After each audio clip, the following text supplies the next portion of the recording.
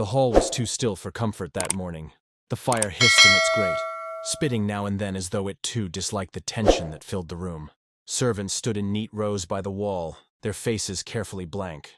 My sister Eleanor sat opposite me at the long oak table, hands folded in her lap, eyes lowered just enough to appear humble.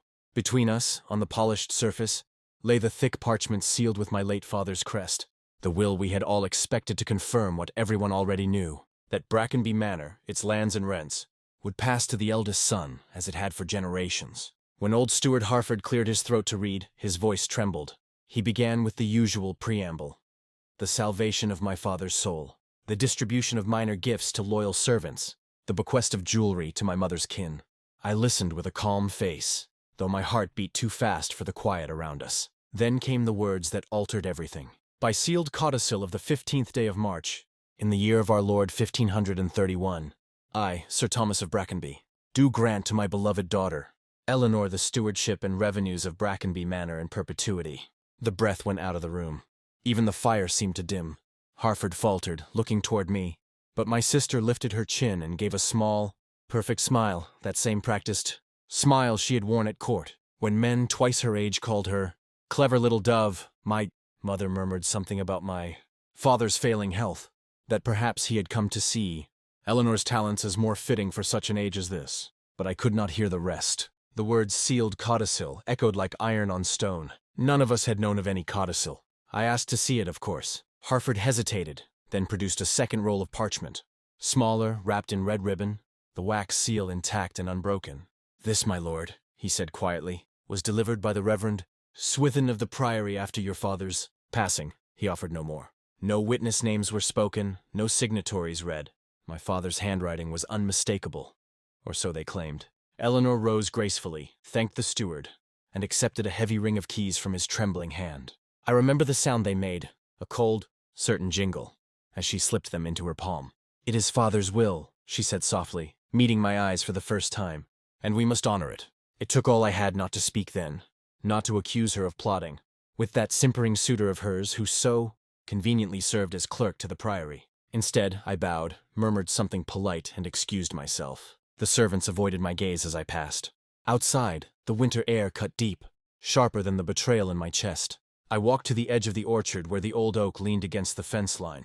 Beneath its bare branches, I let my anger harden into purpose. If there truly was a sealed codicil, then there must also be proof of its making, and of the hands that pressed its wax. My father's voice, in memory, still spoke of fairness, of duty done rightly. I owed him and myself the truth. For 2 nights after the reading, I could not sleep. The house sounded wrong. Her footsteps in the corridor that used to be mine, her laughter echoing faintly from father's study. Every candle flame seemed to lean away from me, as if the very air of Brackenby no longer recognized its air.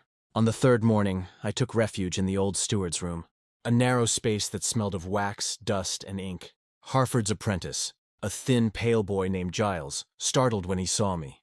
I told him I needed to look over the ledgers, and though he hesitated, he handed me the worn books without a word. The parchment crackled beneath my fingers. There they were, my father's careful figures, rents collected, tithes paid, repairs ordered. In the margins, he would sometimes write small notes in Latin or a clumsy rhyme, reminders of his moods. Near the entry for Midsummer 1528, I found one line that stopped me: "The manor to stand with firstborn blood, as my father's before me." The ink had faded, but the words were clear. My father had meant for the entail to hold, and to hold through me. Yet the codicil claimed otherwise. I began to suspect that someone had taken advantage of his final illness. Perhaps during those months he lay confined, his mind wandering. Still, suspicion was not proof. I needed something the law could not ignore. Giles told me the family charter, the parchment, that defined the inheritance from the time of my great-grandfather, was kept in the chapel chest. We fetched it, its seals darkened with age. The text confirmed the pattern, the manor to pass to the first legitimate son born under lawful wedlock. There was no clause that allowed for reversal. When I asked Giles who had handled the charter last, he looked uneasy. "It were the visiting clerk, sir," he murmured. "The one from Norwich Priory, come to see Mistress Eleanor. Said the priest had sent him to settle father's spiritual accounts." I remembered that man. Young, ambitious, too smooth in his manners, speaking as though he'd memorized the words of humility but never learned their meaning. He had arrived just days before my father's final fever. As I turned the pages, I found a loose slip tucked inside, a note in a hand that wasn't my father's. Amendment received and witnessed by consent of house. No name, no seal, just those few words. Consent of which house? My heart beat faster. There was rot somewhere in these papers. At dusk, I rode to the parish rectory. The curate, a cautious man with poor eyesight, confirmed that a clerk from Norwich had indeed come the previous spring to see to the will and confession. He remembered little else, except that the clerk carried a satchel of wax sticks bearing a crest unfamiliar to him. A sunburst rather than the stag, he said thoughtfully. The Brackenby crest had always been a stag. I thanked him and left with a chill creeping through me. If a wrong seal had been used in any part of that codicil's preparation, the whole document could be declared void. Yet to pursue that line of proof meant opening the matter before the ecclesiastical court, and to do so would pit me not just against Eleanor, but against the church's shadow in our county. That night, I sat at Father's old desk and wrote my thoughts into a small notebook, the first entry in what would become my private record. I wrote, "The law sleeps when blood binds the eyes. To wake it, one must use the hand of reason." The following Sunday, the church bells rang with an almost triumphant note, as though they too had chosen sides. When I arrived at St. Bartholomew's, the nave was already full.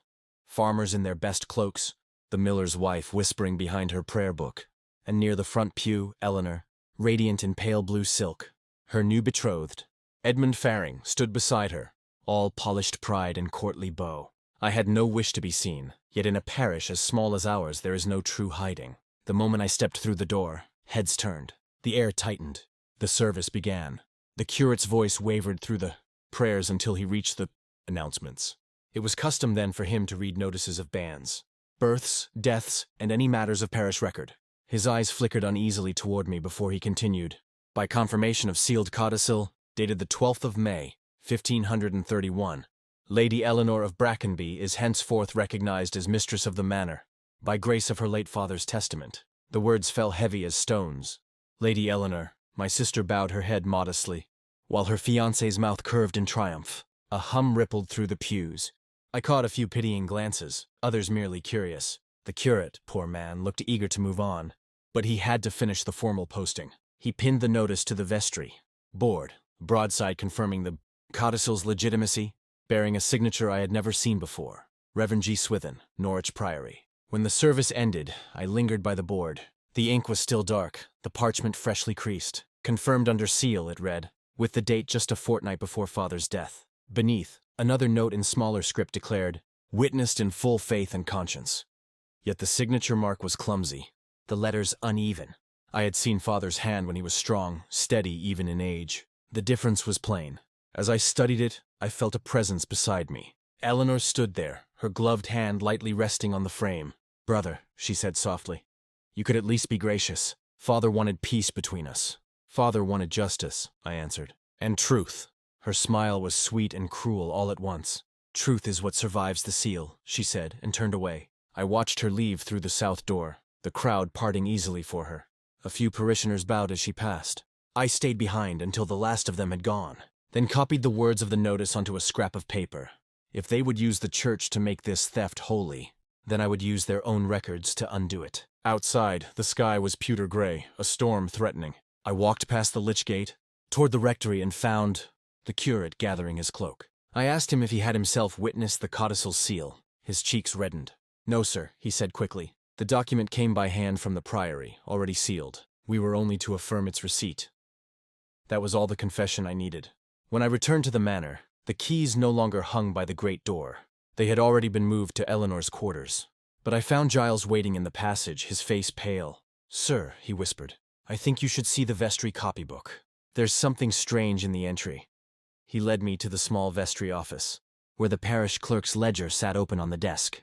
In the margin beside the codicil confirmation, someone had written in haste, "Copy supplied per Faring's request." My sister's betrothed had ordered the announcement himself. The pieces were beginning to fit together. Too neatly, perhaps, but the outline of their scheme was taking form. They had turned the church notice into a weapon, wrapping deceit in piety. And that was the moment my humiliation turned to strategy. The nights grew longer as winter settled in, and the house felt colder, as though Brackenby itself had withdrawn from me. Eleanor occupied Father's study now. and the heavy oak door that once stood open was always shut. So I kept to the steward's quarters, where the fire smoked and the wind slipped through the shutters. It was there, by the weak glow of a tallow candle, that I began my work. Giles proved a quiet ally. His hands trembled when he handled the old ledgers, but he never asked too many questions. Together we spread the parchment across the desk. Rent rolls, repair orders, receipts for tithe payments, every record from the past 5 years. I ran my fingers along the familiar ink, tracing my father's careful hand. Then in the spring accounts of 1531, the script shifted. It was still neat, but tighter, less fluid.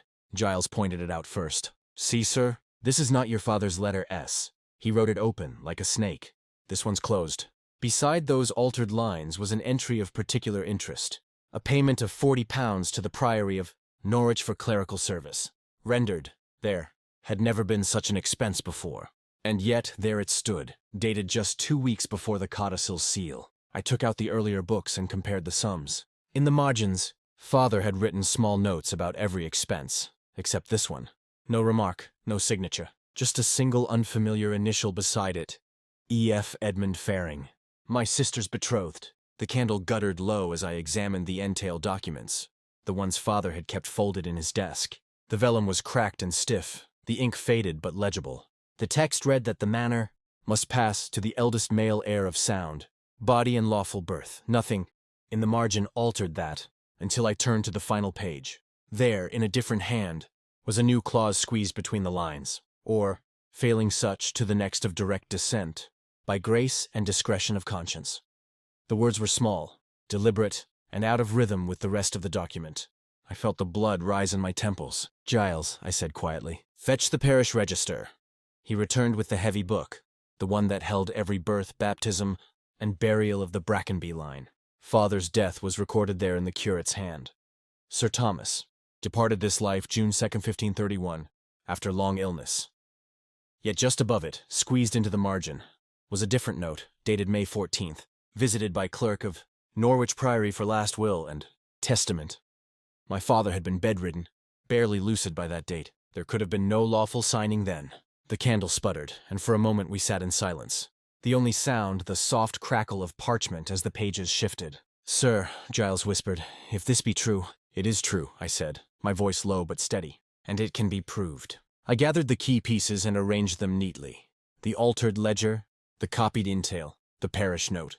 Each told part of the story, each another nail in the coffin of that false codicil. "We will need a man who knows the chancery," I said. "Someone not bound to her friends." Giles nodded, his eyes wide. "There's Master Wren in Norwich, sir, clerk to a solicitor. They say he's fair, though he deals much with church writs.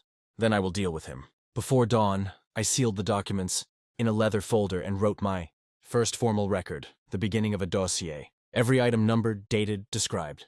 If Eleanor and her fiancé meant to twist the law, then I would answer them with the law's own weight. That night, as I snuffed the candle, I thought of Father's voice again, calm and just. He had taught me that power could corrupt, but truth written down could outlast any tongue. I would find my justice in ink, not anger. The road to Norwich was long and wet, the ruts half frozen and slick with the season's thaw. I rode alone with the packet of documents strapped beneath my cloak, feeling the cold bite through every seam. Each mile brought a strange mix of dread and clarity. I had no illusions. To question a sealed ecclesiastical document in Henry's England was not only bold, it was dangerous. But silence would be worse. Brackenby was more than land. It was legacy, the promise my father had tried to preserve. By the time I reached the city, dusk had fallen. The spire of the cathedral glimmered like a blade above the mist. I found Master Wren's office tucked behind the Guildhall, its windows dim, its brass plate simple. Wren and Associates, solicitors of the Court of Chancery. Inside, the air smelled of parchment and lamp oil. A clerk led me through to a small chamber where Wren himself sat, spectacles perched on his nose, his fingers stained with ink. He looked up and regarded me for a long moment before speaking. "You are the disinherited son," he said evenly, as if reciting a fact. "You seek to contest a codicil under ecclesiastical seal?" "I seek to reveal the truth of its making," I replied. "If that truth condemns the document, so be it." He nodded once slowly. "Then we must proceed with precision. Tell me everything." I laid out the documents, the ledger entries, the entail copy, the parish note, the payment record. Wren examined each with careful, practiced eyes, occasionally making a small hum of thought. When he reached the altered clause, he set down his quill. "Whoever wrote this line," he said, tapping it, "did so after the ink of the main text had dried. The discoloration betrays it. A skilled forgery, but forgery nonetheless." He leaned back, lacing his fingers. "You understand the cost of what you propose? The court will not look kindly upon family disputes dressed as spiritual claims.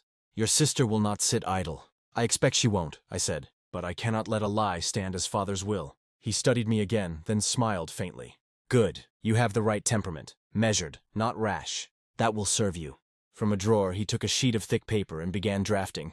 "We shall petition for discovery," he explained, "to compel inspection of the codicil and its witnessing. It must be presented under court scrutiny, not merely the church's." As he wrote, I watched the elegant curves of his letters, the confidence in each stroke. When he finished, he read aloud the opening. "To the right worshipful the Court of Chancery. The humble petition of Sir Edward of Brackenby, rightful heir, showeth." The words carried both humility and quiet defiance.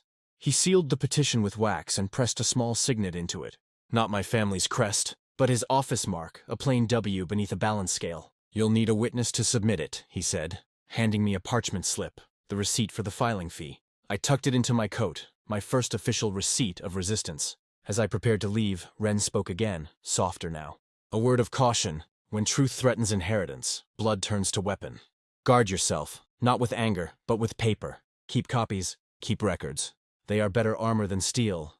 Outside the rain had eased, and the bell of the cathedral tolled across the river. I looked toward the faint light of the city gate and thought of home, of Eleanor, her calm eyes, her new power, and the game we had begun to play. Yet now the rules were mine to choose. When I rode away from Norwich, the packet under my arm felt heavier than before. But for the first time, that weight steadied me. The fight had become official, and every line of ink was now a blade sharpened for justice. The letter from Eleanor arrived on a gray morning, its seal pressed neatly with her new crest, the stag and sunburst intertwined, the emblem she had chosen since taking the manor. It was a short, careful invitation. "Brother, I wish to resolve what words and distance have soured. Come to Brackenby at dusk.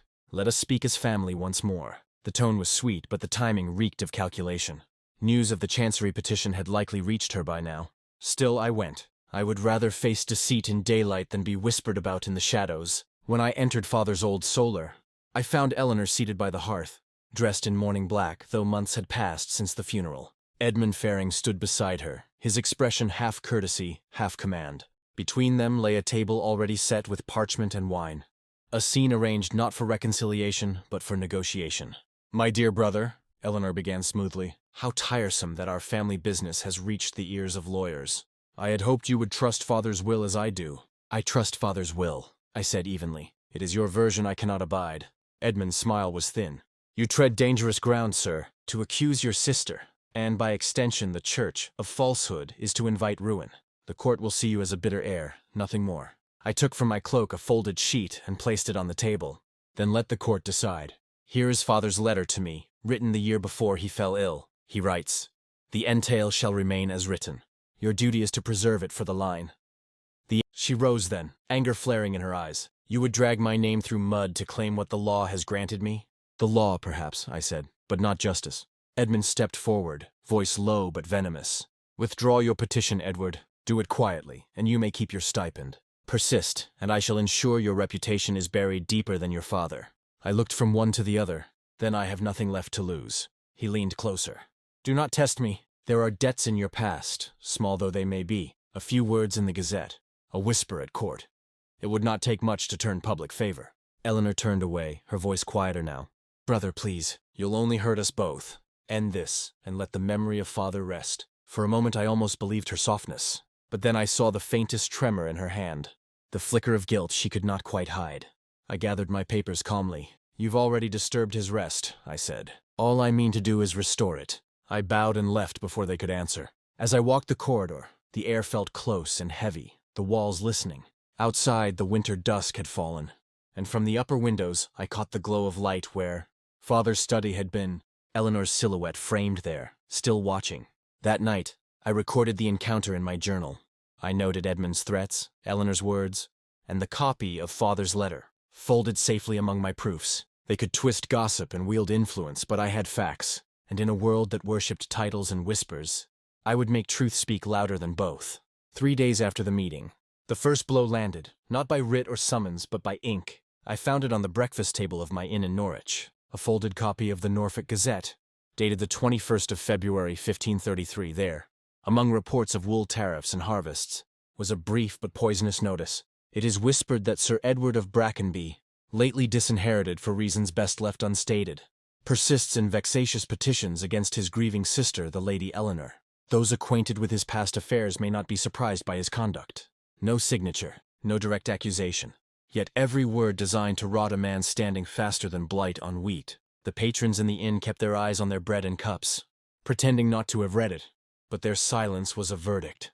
Gossip would do what daggers could not. That evening, I rode into the city proper to seek counsel with Mr. Alderney, my solicitor, a patient man with thin spectacles and a face carved by too many years of listening. He read the I drew from my satchel the ledger pages copied from the manor archives, showing the pattern of rents and tithe payments during father's last year. These prove he was still managing the estate himself, I told him. And look. His hand signs the December entries. The codicil is dated January. He could not have gone to the priory. He was bedridden by then.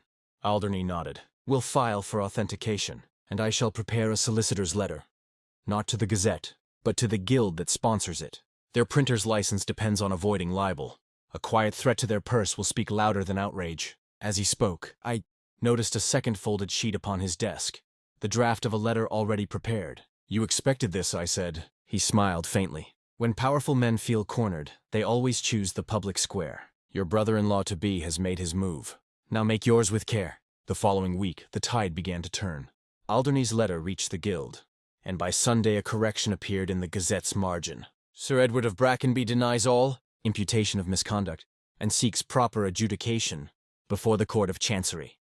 It was small, almost apologetic, but enough to steady the rumor mill. Still, the attack left its mark. Neighbors grew cool in their greetings. Tradesmen suddenly delayed deliveries. Even the parish vicar, once a friend, sent word that my attendance at Sunday service might stir discomfort. Edmund's influence ran deep. Yet amid that frost, small kindnesses surfaced too. A messenger from the clerk's office delivering an unsigned note. The priory ledgers bear irregular dates. Seek them before they vanish. I knew then the war had shifted terrain. This was no longer about inheritance alone, but about reputation and the quiet power of truth written down before it could be erased. That night I sat by candlelight and drafted my own notice, not for print, but for posterity. It began, let it be recorded that on the 28th day of February, I, Edward of Brackenby, do affirm before God and conscience that my father's estate was altered by means unjust and unholy. I sealed it, dated it, and placed it with the other proofs. If they meant to drown me in rumor, I would answer with permanence. The guild hall smelled of candle smoke, damp stone, and tension. The city bell had just finished striking 10 when the magistrate's clerk called the matter of Brackenby. Faring et al. The benches were crowded. Merchants, clerks, townsmen, even curious wives in their Sunday caps. Word of scandal. At the far table sat Eleanor, composed in her mourning black once again, and beside her, Edmund Faring in his crimson doublet, polished and smiling as though presiding over a feast. Across from them, I stood with Mr. Alderney, who looked as calm as stone. Before us lay our proofs, the rent ledgers, father's December signature, the priory's receipt book showing donations long after his supposed visit, and the sealed letter Eleanor claimed as his codicil. The magistrate, Sir Humphrey Leland, cleared his throat. We are convened not for quarrels of the heart, but for questions of fact. Let the record stand upon what may be seen and verified. Alderney bowed slightly. Indeed, sir, we request that the document purporting to be Sir Thomas's codicil be examined for authentication by the hall's appointed scrivener. A murmur rippled through the room.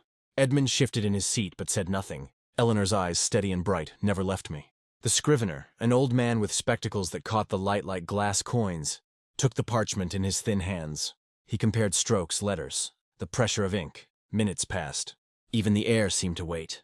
At last, he said softly, "This signature bears imitation. The flourish of the T is hesitant, as from memory, not habit." Gasps fluttered across the hall.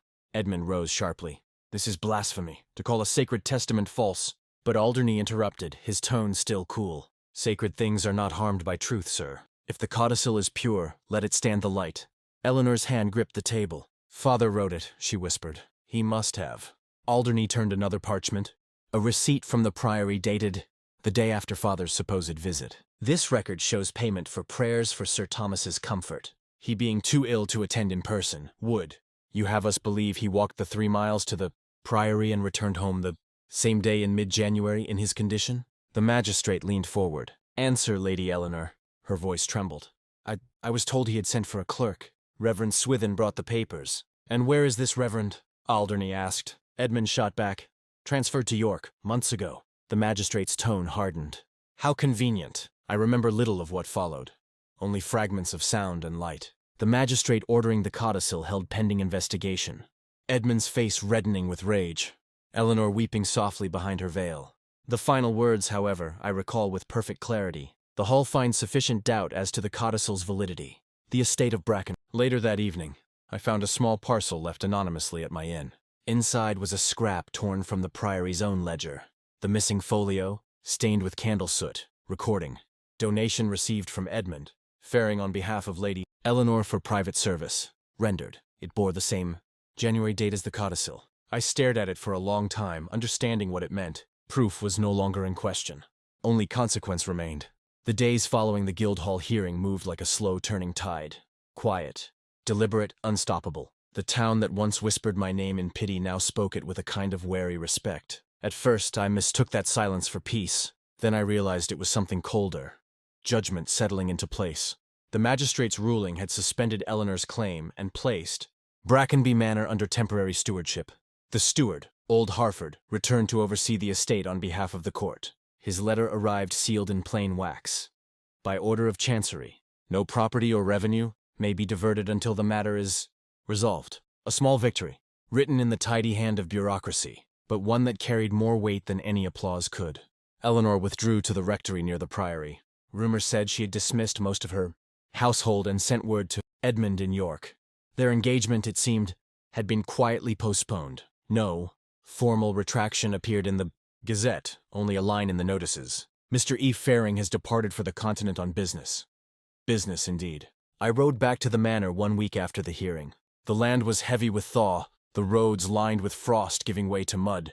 The house stood the same as it always had, but emptier somehow. The great doors opened to rooms half darkened, portraits draped in linen, and a silence that felt less like peace and more like exhaustion. Harford met me in the hall, bowing with a mixture of deference and embarrassment. It grieves me, sir, he said, but I am to hold all keys and ledgers until the court's final word. You may walk the grounds, of course, though not take residence. I understand, I replied. It is enough to see it still standing. He hesitated, then handed me a folded paper. This came for you yesterday, left by one of Lady Eleanor's maids. The note inside was written in my sister's neat slanted hand. Brother, I never sought to rob you, only to survive. Father loved you more. He gave you courage. He gave me only fear. If I wronged you, it was the act of a frightened heart, not a wicked one. I pray you will not see me again, but that you might forgive me someday. There were no tears, no anger left in me, only a kind of hollow pity. For her, for myself, for what ambition had done to our family name. I folded the note carefully and placed it beside Father's real letter, keeping both as record, one of deceit, one of repentance. In the weeks that followed, the Gazette printed a final notice. By order of the Court of Chancery, the forged codicil in the estate of Brackenby has been declared void. Beneath that, a short line, no more than a few words, marked the quiet restoration of my claim. There was no triumphal cheer, no grand applause. Only the sound of the manor bell ringing one clear note across the thawing fields, echoing through the still air. I thought of Father then, of his lessons about duty and restraint. He had always said, a man may win an argument with words, but he must prove his worth in silence. For the first time in many months, I slept without the weight of paper and proof upon my chest. Justice, when it came, felt less like victory and more like balance restored. Spring came early that year. The snow melted fast, uncovering shoots of green that pushed through the dark earth as though determined to begin again. I rode once more to Brackenby Manor, not as claimant or petitioner, but as its steward, rightful and weary. The court's final order had arrived, sealed with the Chancery crest. Let the estate and title of Brackenby revert to Sir Edward, direct heir of Sir Thomas, in accordance with the original, entail. A single sentence to close a year's worth of turmoil. The gates creaked open beneath my hand. The manor had grown silent without Eleanor's presence, though not joyless. Harford greeted me at the threshold, his old eyes warm but cautious. It will take time, sir, he said softly, for the place to feel like home again. He was right. Justice, though clean on parchment, leaves stains in the heart. Each room still held echoes, my father's cough from the study, Eleanor's laughter in the west corridor, the faint scent of lavender from mother's prayers. I could not hate this house. It had simply borne our sins as it had our lives. In father's study, I opened the window to let in the air. On his desk lay a pile of documents awaiting my signature. Land leases, tithe renewals, and one freshly drafted deed that meant more to me than any of the others. It bore the heading, Charter of the Brackenby Apprentices Fund. The idea had come to me during the long hearings in Norwich. So many young men sat in the hall as clerks, copyists and messengers, clever, diligent, and poor. I decided then that once the manor was mine again, I would endow a small fund to support their training in trade and craft, so that merit, not lineage, might raise them. It seemed the only honest way to honor what this fight had cost. When the ink dried, I signed the deed and pressed father's old signet into the wax. "Let this house," I murmured, "stand not only for birthright, but for fairness." In the afternoon, I walked down to the orchards. The old oak where I had first sworn to seek truth still stood strong, its branches heavy with early buds. Beneath it, I buried the folded proofs, the forged codicil, the gazette clipping, the letters, even Eleanor's note. I marked the spot with a simple stone, not as a grave of bitterness, but as a boundary. Some things once proven need not be carried forever. That evening, I wrote the closing entry in my journal. Let it be recorded that truth, though slow, endures. Titles pass, fortunes falter, but a man's word, when kept, outlives all parchment. Before sealing the book, I added one final line for whoever might one day read it. Do not mistake silence for defeat. Sometimes the quietest act, a signature, a letter, a deed, is the loudest answer. As the sun sank behind the hills, I felt the weight of the manor ease at last. The bells from the parish tolled softly in the distance, calling for evening prayer. I stood there in the open field, hat in hand, not as the wronged heir or the victor in chancery, but simply as Edward of Brackenby, his father's son, his sister's keeper, and a man who had learned that justice, to be true, must end in mercy.